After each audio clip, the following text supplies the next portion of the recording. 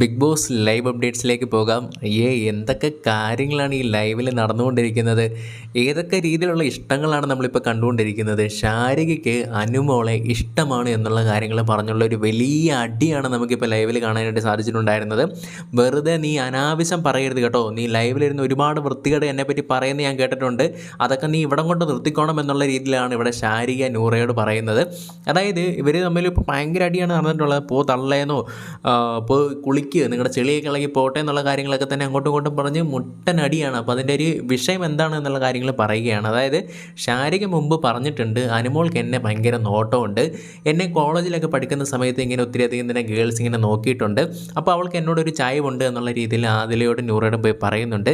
അതിനുശേഷം ശാരിക പുറത്തായതിനു ശേഷം ഇവർ ലൈവിലിരുന്ന് പറയുകയാണ് അനുമോളോട്, ഇത് സത്യം പറഞ്ഞാൽ തിരിച്ചാണെന്നാണ് ഞങ്ങൾക്ക് തോന്നുന്നത്, ശാരികയ്ക്കാണ് അനുമോളോട് ഇഷ്ടമുള്ളത്, അപ്പം അനുമോളെ നിൻ്റെ അടുത്തൊരു സൈഡ് വലിവ് പുള്ളിക്കാരിക്ക് ഉണ്ട് കേട്ടോ എന്നുള്ള രീതിയിൽ പറയുന്നുണ്ട്. അപ്പോൾ ഈ ലൈവ് എല്ലാം തന്നെ ശാരിക ഇരുന്നത് കേൾക്കുന്നുണ്ടായിരുന്നു.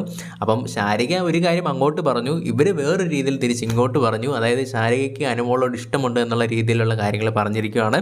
അപ്പോൾ അവരെ സംബന്ധിച്ച് അവരൊരു ഹെട്രോസെക്ഷൽ ആയിട്ടായിരിക്കാം നിൽക്കുന്നത്. അപ്പം പറയുന്നുണ്ട്, ഇത്രയും വൃത്തികെട്ട രീതിയിലുള്ള കാര്യങ്ങൾ പറയരുത് എന്നുള്ള രീതിയിലാണ് പറയുന്നത്. നിങ്ങൾക്ക് നാണമുണ്ടോ ഈ രീതിയിൽ പറയാൻ വേണ്ടി എന്നുള്ള രീതിയിലാണ് ചോദിക്കുന്നത്. നിങ്ങളങ്ങനെ പറഞ്ഞു അല്ലെങ്കിൽ എനിക്കങ്ങനെ തോന്നി എന്നുള്ള രീതിയിലേക്കാണ് നൂറ പറയുന്നത്. എനിക്കങ്ങനെ തോന്നിയ കാര്യങ്ങൾ നിനക്ക് വിളിച്ചു പറയാനുള്ള സ്ഥലമല്ല ഇത് എന്നുള്ള രീതിയിൽ പറയുന്നു. അങ്ങനെ ആകെ മൊത്തം ടെമ്പർ തെറ്റി നിൽക്കുന്ന ശാരികനെയാണ് നമുക്ക് കാണാനായിട്ട് സാധിക്കുന്നത്. ലൈവിലുള്ള കണ്ടസ്റ്റൻസ് ഒക്കെ ആണെങ്കിലും നൂറോട് പറയുന്നുണ്ട്, ഇങ്ങനെ നീ സംസാരിക്കണ്ടായിരുന്നു എന്നുള്ള രീതിയിൽ പറയുന്നു. എന്തായാലും ആ ഒരു ലൈവ് നിങ്ങൾ ആരെങ്കിലും കണ്ടിട്ടുണ്ടായിരുന്നോ? കണ്ടവരാണെങ്കിൽ അഭിപ്രായം കമൻറ്റിലൂടെ രേഖപ്പെടുത്തുക.